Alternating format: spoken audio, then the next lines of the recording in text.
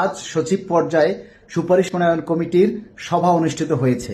সেই সভায় ৩ বেতন কমিশনের যে রিপোর্ট দেওয়া হয়েছিল সেগুলি যাচাই বাছাই আলোচনা পর্যালোচনা চলছে। সচিব পর্যায় থেকে কোনো চূড়ান্ত সিদ্ধান্ত নেওয়া হয়নি যতটুকু বিশ্বস্ত সূত্রে জানতে পেরেছি, এবং সরকারের পক্ষ থেকেও এমন কোনো সিদ্ধান্ত নেওয়া এখনো হয়নি যে ১০০% বেসিক, আবার ৫০% বেসিক, ২ ধাপে ৩ ধাপে। এই কথাগুলি যা আমরা শুনতেছি এগুলি সম্পূর্ণ ভুয়া, বানোয়াট এবং গুজব। নবম পে স্কেল কিভাবে বাস্তবায়ন হবে এইগুলি নিয়ে এখনো সরকারের নীতি নির্ধারক পর্যায়ে আলোচনা পর্যালোচনা চলছে।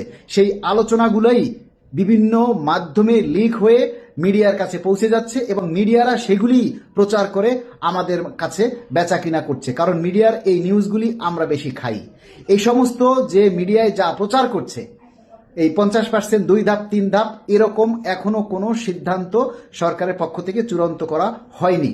তবে আমরা দাবি জানাই আগামী বাজেটে যাতে আমাদের পে স্কেল বাস্তবায়নের জন্য প্রয়োজনীয় বরাদ্দ রাখা হয় এবং সেই বরাদ্দ অনুযায়ী বাস্তবায়নের জন্য যাতে চূড়ান্তভাবে প্রজ্ঞাপন জারি করা হয়।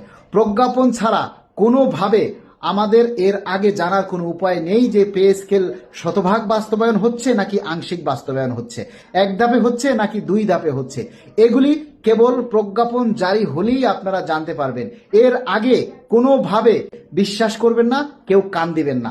সবাইকে অনুরোধ করব, সবাই শুধু মাননীয় প্রধানমন্ত্রীর কাছে দাবিটা তুলে ধরুন যে আমরা দীর্ঘ ১১ বছর পর ২টি পে স্কেলের সমন্বয়ে যে পে স্কেলটা চাচ্ছি সেটা কোনো ধাপে নয়, কোনো পার্সেন্টেজে নয়, আমরা একবারেই বাস্তবায়ন চাই।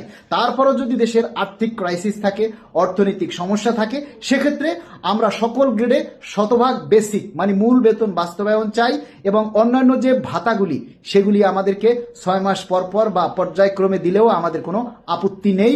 এটাই হলো আজকের আপডেট।